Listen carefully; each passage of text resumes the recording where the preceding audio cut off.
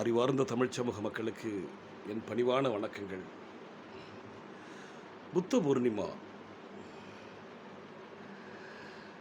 கிமு 563ஆம் ஆண்டு வைசாக பௌர்ணமி நாளில் அந்த குழந்தை பிறந்தது. சுத்தோதனருக்கும் மகாமாயாவிற்கும் திருமணமாகி பலகாலமான போதிலும் பிள்ளை பேர் இல்லாமல் இருந்தனர். இப்பொழுது அங்கொரு மகன் பிறந்ததால் சுத்தோதனரும் குடும்பத்தாரும் சாக்கியர்கள் யாவரும் பெருமகிழ்ச்சி ஆரவாரத்தோடும் ஆடம்பரமாகவும் சடங்குகளும் கோலாகலமாக கொண்டாடினார்கள். அந்த குழந்தை பிறந்த அதே நேரத்தில் சுத்தோதனர் கபிலவஸ்துவை ஆளுகின்ற ஆளுமை முறையும் வந்தது.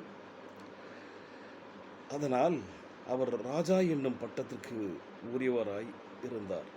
அதையொட்டி அந்த குழந்தை இளவரசர் என்று அழைக்கப்படலாயிற்று. குழந்தை பிறந்த அந்த தருணத்தில் இமயத்தில் அசித்தர் எனும் ஒரு மாமுனிவர் ஒருவர் வாழ்ந்து வந்தார்.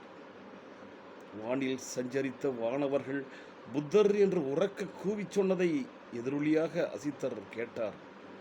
அவர்கள் தம் ஆடைகளை அசைத்தும் பெருமகிழ்ச்சியில் அங்குமிங்குமாய் உலாவிக் கொண்டிருந்ததையும் அவர் கண்டார்.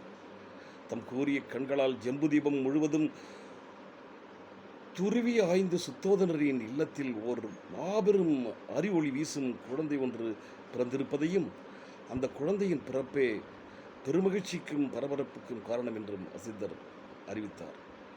அதன் பின் அந்த மாமுனிவர் அசித்தர் தம் மருமகன் நத்தாவுடன் புறப்பட்டு மன்னர் சுத்தோதரின் அரண்மனை வாயிலை அடைந்தார். அன்பிற்கினியவர்களே, இந்த வாசகங்கள் எல்லாம் நம்முடைய பாபா சாஹிப் அம்பேத்கர் அவர்கள் தன்னுடைய புத்தமும் அவர் தம்மமும் என்கிற அந்த இனிய நூலில்தான் அவர் எழுதியிருக்கிறார்கள். அந்த புத்தம்